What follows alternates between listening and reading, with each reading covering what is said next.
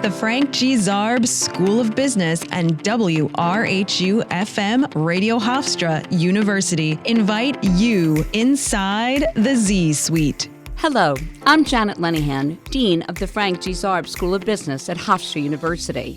Welcome to Inside the Z-Suite, featuring current topics and talks with business leaders across every industry. If you need an accountant for tax season, don't delay. Among the biggest shifts in the profession is staffing. Since 2020, there has been a mass exodus from accounting by both older and younger professionals alike, driven by factors such as retirement, work-life balance, compensation, and the perception of the job as a grind. However, the Bureau of Labor Statistics projects an upswing in employment for accountants and auditors from now through 2033, with an expected growth that will be much faster than the average of other occupations. That's good news for the accounting industry, but what is the plan to develop a robust pipeline to meet that demand? Joining us to provide expert insight into the evolving world of accounting is business strategist and financial advisor to CEOs, investors, and entrepreneurs, Larry Charney, who is a retired senior audit partner at Ernst Young. After nearly 40 years at EY, Larry currently serves as the Audit Committee Chairman of Kennan Holdings, as well as a Compensation Committee member and Audit Committee Chairman of TG Therapeutics. Well known for his contributions to education, business, and social advocacy, Larry earned a BBA from Hofstra University's Zarb School of Business, where he shares his experience and leadership as a member of the Dean's Advisory Board and as a mentor to our students. Larry is a very generous supporter of Zarb, having recently named the Core Skills Lab, a dedicated resource to help students enhance their written and verbal communication skills using AI technology. In recognition of his incredible achievements and dedication to mentoring the next generation of Zarb leaders, Larry was inducted as this year's Beta Gamma Sigma Honor Society Chapter honoree at Hofstra. In addition to his BBA, Larry participated in the Executive MBA program at Columbia University. Larry, welcome inside the Z-Suite. Thank you, Janet. I appreciate the invite. Delighted to be here. Let's get right into it because I feel like there is just so much to unpack regarding current accounting practice and industry shifts. The industry really is in the throes of major disruption. How has the profession evolved since you entered the business? And specifically, what do you believe are some of the misperceptions about the work of an accountant? I can just think back over the last 50 years. Number one, we were coming out of a very tumultuous decade. But overall, society was very male-dominated, and the accounting profession was male-dominated. And that domination ended probably in the mid-'80s. In the mid-'80s, women were entering the workforce much more frequently. When I started, recruiting classes were probably 98% male, 2% female. And now in the Big Four, I would probably say it's 60-40 or 65-35, something like that. That's a major change. One of the things we'll probably speak about later on is the 150 hours to get your degree for accounting versus when I graduated, the 120. It's a major challenge for today. But I would say the biggest perception difference is there is so much to learn about business from accounting. Everybody just thinks about accountants as having the green eye shade, and they're sitting there and they're twiddling a pencil and figuring out numbers. But if you want to ask if I have any artistry at all, the artistry that I have is accounting sings business to me. And from the accounting background, the visibility I get into the way a business runs is very, very compelling. And I've told that to many, many recruits who've gone into the profession that don't think about the low-level work you do in the first few years as what you're going to be doing in your whole career. The number one, it really has opened up for myself and people I've spoken to a world of not only business, a world of relationships, a world of culture, a world of international connections. It's a very, very vibrant background. And the other thing, of course, is the accounting world. It really spends a lot of time, a lot of money, a lot of resources on training the young people. And that's why the accounting profession is so wonderful. And, it's long been held, right, that accounting is the language of business. Like, you really need to know accounting in order to be able to understand a business. But talk a little bit more about all those exciting opportunities that you mentioned that you got to take advantage of because you were in the accounting profession. How is it global and cultural? When I started, of course, February 1970, February 2nd to be exact, there was no mobility internationally. All of the firms were siloed in the United States. Now, you can go into any firm. The boards post job opportunities throughout the world. And quite frankly, I would have picked somewhere that is non-English speaking, because that's another one of my key items in order to thrive more as a person versus professionally, but certainly professionally is to be bilingual. So I would have chosen a position in a non-English speaking country, and I've had trips to Italy, I've had trips to Germany, I've had trips to South Korea, and now I'm located with Canon in Singapore. So culturally, the dynamics of meeting different people, closing the oceans down is immensely important for young people growing. And I've told that to the young people at Hofstra when they walk the campus and they go to their classes. What's their life about? Their life about is their close-knit family, close-knit relationships, and school. You have a whole world out there that is opening up for them. One of the items that I've always spoken about is you can be a champion in anything. It all depends on what road you take. So don't limit yourself, though. Great advice. So you really thrived in the accounting world, and I'm sure you are dismayed by the lack of pipeline that we currently are seeing across the nation. You mentioned earlier that some of the angst really stems from the 150 credit rule. That is that a student, in order to sit for the CPA exam, has to take 150 credits before they can become a CPA. There's movement in the industry to change that and revert back to a traditional 120 credits or so for an undergraduate degree and replace those 30 credits with experience. What are your thoughts about that particular proposal, but more broadly, what are your thoughts about how we can return the pipeline to its robust nature in order to be able to fill these job openings that we continue to see grow? I was reading a LinkedIn account from one accountant who was championing the, if you will, reversion to the way it was done in the past. So if I remember correctly, when I started, you could not sit for the CPA exam before you had 3 years of experience. So what's happening today is as soon as they graduate with a 150, you could take your CPA exam.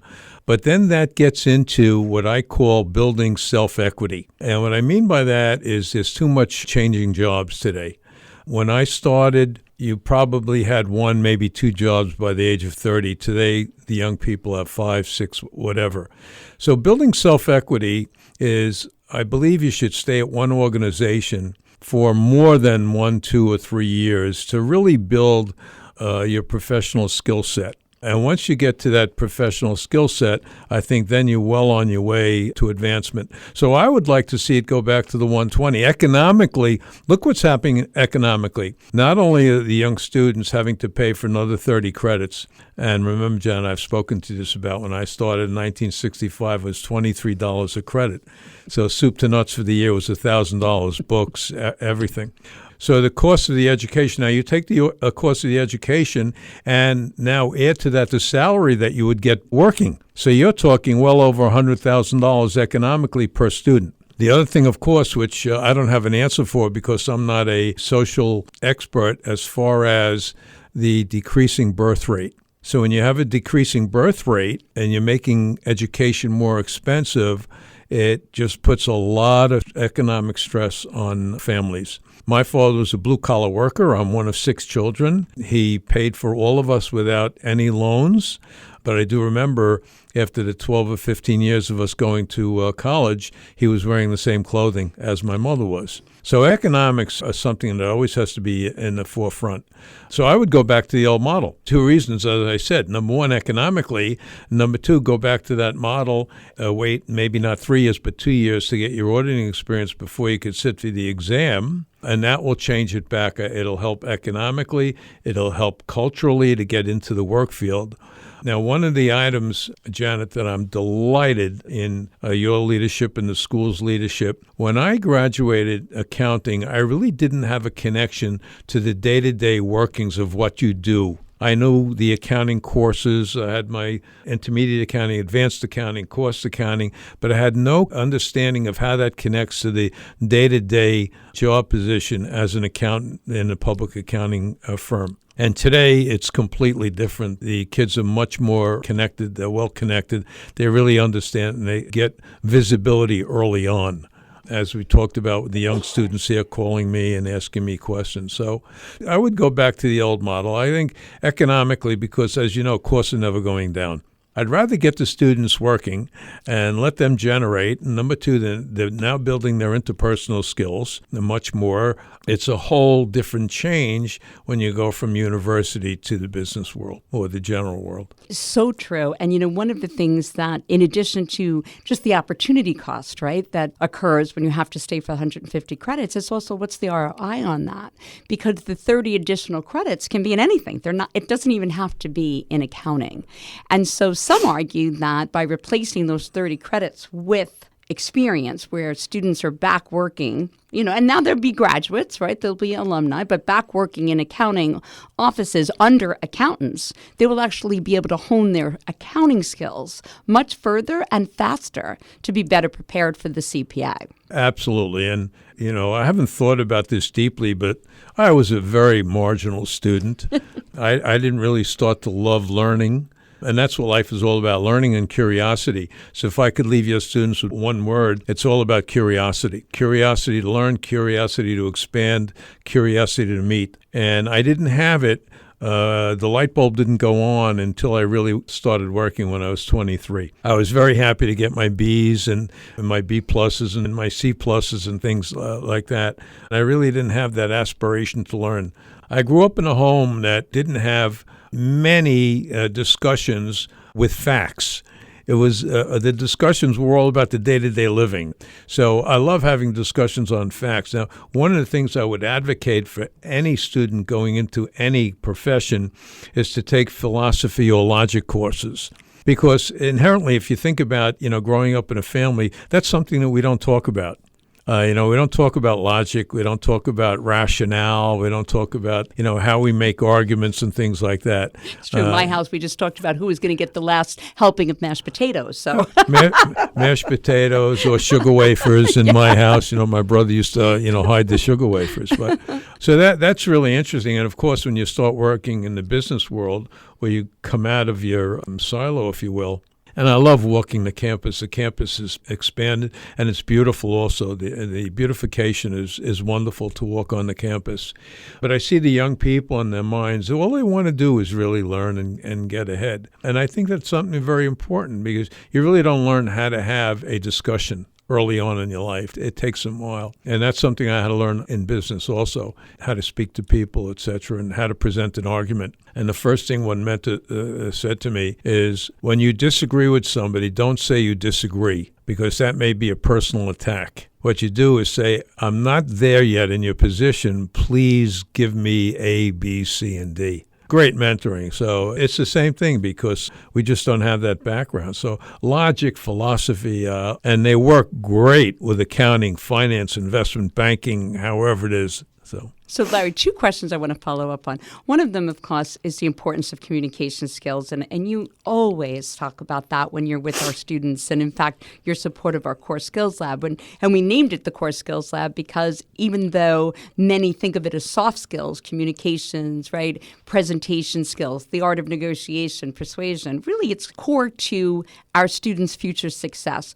Talk a little bit about how important that is to the work of an accountant, be able to engage, build relationships, network as they grow in their careers. Well, I'll tell you, it's interesting. If I were to say to 1,000 young people walking the campus, do you know what IQ is? I think 1,000 of the students would say, yes, I do know what IQ is. If I would ask them, do you know what EQ is? I don't think maybe 100 out of 1,000 would know it.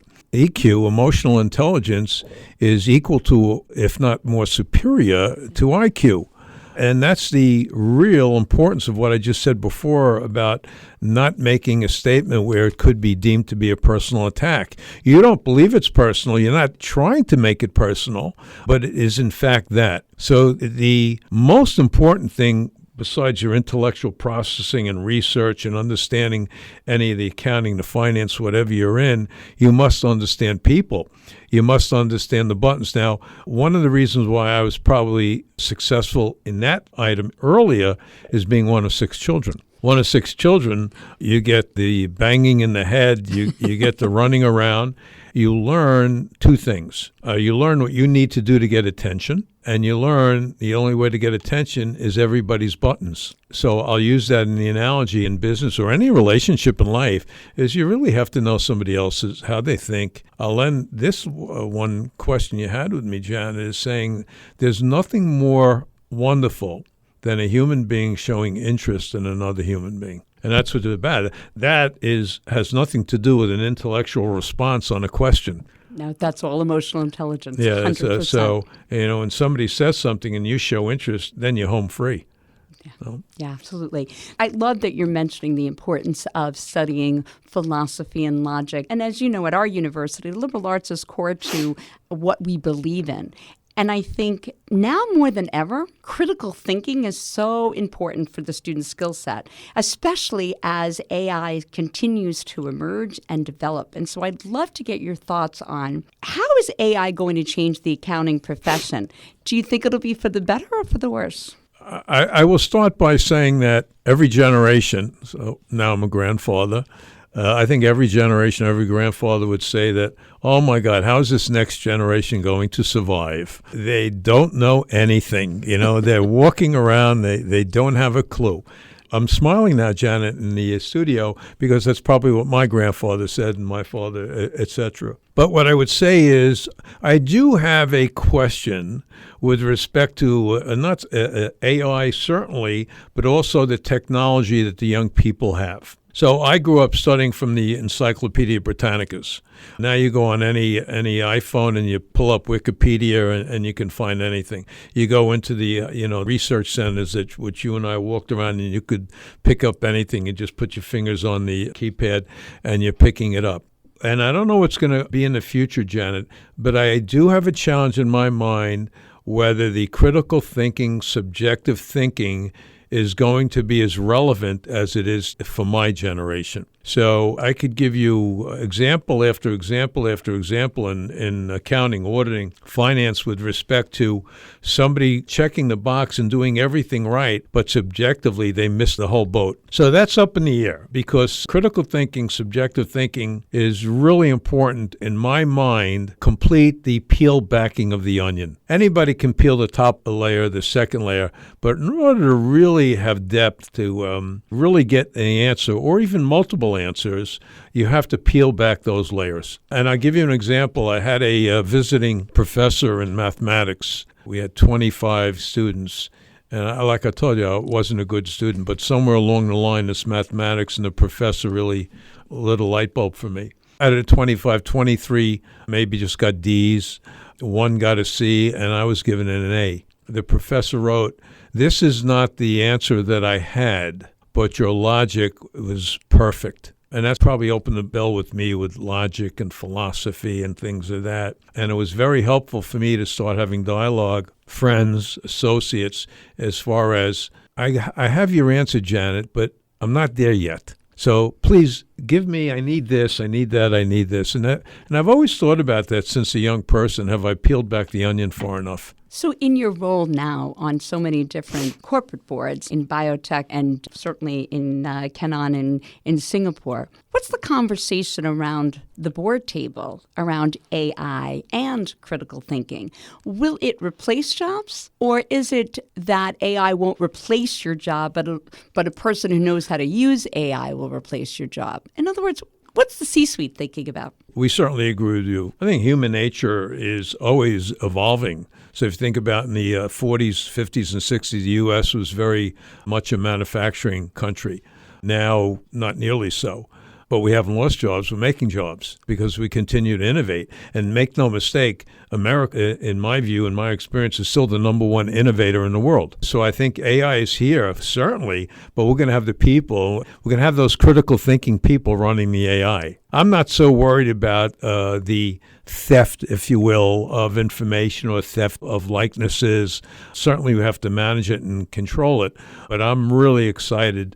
And hopefully, as I say to you all the time, I get some extra innings to see what AI will be in the next 20 or 30 years. It has a lot of promise, right? And if it actually delivers on that promise, it's going to be the next industrial revolution, I think, right? I can sit here and the first thing I said to myself, and you're going to smile and laugh, how much of my Brooklyn accent have I still retained? Because I had a performance review once, and the reviewer gave me all the things of, why I wasn't doing it. I said, don't you think if I had different clientele, I would speak like this, I would speak softer, I would wear different clothing. You get used to who you are and contented with who you are, and you move on like that. So I really believe that the AI is going to enhance individuals, and hopefully more and more young people think negatively less about themselves than positively. And if I could teach any young student coming up the number one item, I would be blessed if they all have self-confidence. Absolutely. And, it's one of the things the Core Skills Lab is really, one of the aims of it is to help our students I love it. that. As soon as you showed me your ideas with that, Janet, it made so much sense to me. And I've told you the stories of even partners who aren't able to make a phone call because they can't get on the phone and call up a contact and say a simple phrase like, how do we do business together? So the Core Skill Lab is just essential. It comes back to that EQ. And as I said, I'm blessed, a middle child, so it was easy for me to do this. My nickname, growing up was, the wild one, So like I said, I had to get attention, and you learn how to get attention. So, but a skill that served you well in your profession, profession, it worked right? out. It worked out well, yes. Yeah. So, Larry, one of the things that I just so admire about you, and I admire many things about you, is your commitment to giving back and your philanthropic endeavors. And one of the things we strive to do at ZARB is to create servant leaders, right? Students that recognize that it's a privilege to be in the ZARB School of Business at Hofstra University and to be willing to share their time and expertise with the next generation or with the community. And so can you talk a little bit about why is your commitment to helping the university, to helping other organizations like Daniel's Music Foundation, why is that so critical to you? And why is it really embedded in your leadership style? I was from a family that talked about giving back. As I said, middle-class family, but it was never just focused on us. It was focused on how are you going to be positive outside? What are you going to do that's going to be positive? But I did have probably too many years where I was reluctant to voice my giving because my brain was, I didn't want to intimidate, I didn't want to pressure anybody else by letting people know what I was doing. After a while, I found out that it's more of being a leader and showing people the positive items that giving back is doing. I'm a blessed person. I have a long-time marriage. I have 2 wonderful daughters, and I have 2 wonderful grandchildren. So I use the word blessing a lot.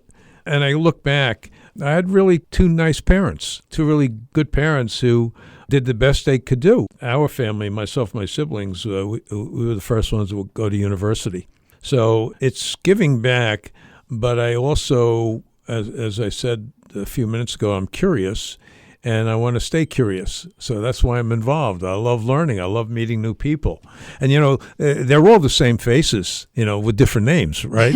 Go back 50 years, same faces with different names, So, but it's pretty wonderful, especially when I meet young people who really want to learn. That to me is very exciting. And I challenge them. I'm a fishing rod person. Put out a little of the line. They bite it, I give a little more line. They bite it again, I give a little more line. So that's how I do it. It's not something that I want to force feed. I like to give people a time where, as I talked about myself, the light bulb goes on for them. Well, Larry, you truly embody lifelong learning and are such a great role model for our students to see that. But before we end, I'd be remiss if I didn't ask you a question for our tax-paying audience out there today. And so just, are there any recent changes to our state and or federal tax policy that our listeners should be keeping in mind? I'm not a tax expert, but there are certain things living in New York State. New York State is not a cheap, state to live in. The state and local limitation of $10,000. I think that sunsets in 2025. I personally think it's an item that should be looked at, very closely, because the real estate taxes in New York are much higher than in any other in many stations, any other. And what's interesting about that, I don't have the actual numbers, but I'll relate it to Ernst Young. I believe over the years, and I didn't pay attention to it, I didn't care, is they paid partners in the higher tax areas a little more because of that. So there are some advantages that could come out, the SALT limitation. It's part of our life. We have to give back certain ways. Do I like a lot of things the way we're taxed? I think I'd be 100% with everybody else who's saying no. But I still think this is the best country in the world to live in. Absolutely. So now we're going to finish up with some of our own version of Bernard Pivot's question, and he was a French journalist and had his own program and interviewer, and he would end each interview by asking his guests a few questions. And so I'm going to do the same, and I would like you to just answer the question quickly and whatever comes to mind. Yeah, okay. You ready? Sure. All right. If you could trade places with anyone or anything, what would it be? I'd trade places with Montesquieu or de Tocqueville or Sir John Moore. These were the liberal free thinkers that really created the Western world and the Western thinking. So I would want to be somebody who really had that in-depth humanity to talk about how life is. Wonderful. Of course, I could say Mickey Mantle, but that would never happen, What is your favorite work or household chore? Too bad Ronnie's not listening, because for let's say 50 years of my work life, Ronnie says that I'm incompetent around the house. But in the last 2 or 3 years, she thinks I'm amazing. And I'm going to tell you this, and everybody in the studio is going to laugh. We're doing a small bathroom renovation in the house. We're living in our daughter's bedroom. Her TV is an older TV. And myself, I took the TV out of the other bedroom, and I hooked it up myself. And I put it in with all the cables, and Ronnie was just so thrilled that I'd become such a man about the house. So. That's great. Well, then this question you probably have. They have color-coded cables and all sorts. Listen, you still got it done. If you had to do household chores, what do you think would be your least favorite household chore you'd have to do? I can't say this about Ronnie, but Ronnie and I have been married 48 years. And Ronnie told me when we were getting married, she will never iron. So every now and then when something comes back from the laundry or the cleaners, I don't like the color. You could tell I'm very fastidious. I will go into the laundry and iron the shirt. That's my least, ironing. So. That's great. All right, final question. Yeah. This really is for our students who will be listening. What is the key to success? The key to success, I asked my father when I was about 15 years old, this is not success, it's financial. There was a program called The Millionaire, John Beresford Tipton. He used to give away $1 million prizes to unknown people who needed help. And I said to my father, I said, Dad, how do you become a millionaire? This is a man with 6 children, blue-collar worker, trying to put us through school. He said, young man, spend less than you earn. Great advice. And still true today. So there's 2 things, and I think it's equal balance. You can't forget it. You must be curious, because you never know where your success is going to come from. In other words, you may think you're going to play baseball. You may think you're going to be a teacher. You may think you're going to be an engineer. You may think you're going to be a radio engineer. And all of a sudden, something's going to – so you don't know where your success is going to come from. So to continue to learn, to continue to be curious, and continue to respect people and use them to learn, not to be adversaries. great advice. And so, Larry, thank you for just sharing all of your industry expert advice and insights and the latest pivots and plans for improving the accounting profession and practices. Thanks also to our show's producer, Adrian Stoller, and WRHU audio engineer, John Mullen, for your support. Be sure to tune in each week on the radio and online to WRHU 88.7 FM, Hofstra University, for a new episode of Inside the Z-Suite, or catch up with our show wherever you enjoy your podcasts. For more information about this program and the Zarb School of Business, please visit hofstra.edu/business. Until next time, I'm Janet Lenihan from Inside the Z-Suite.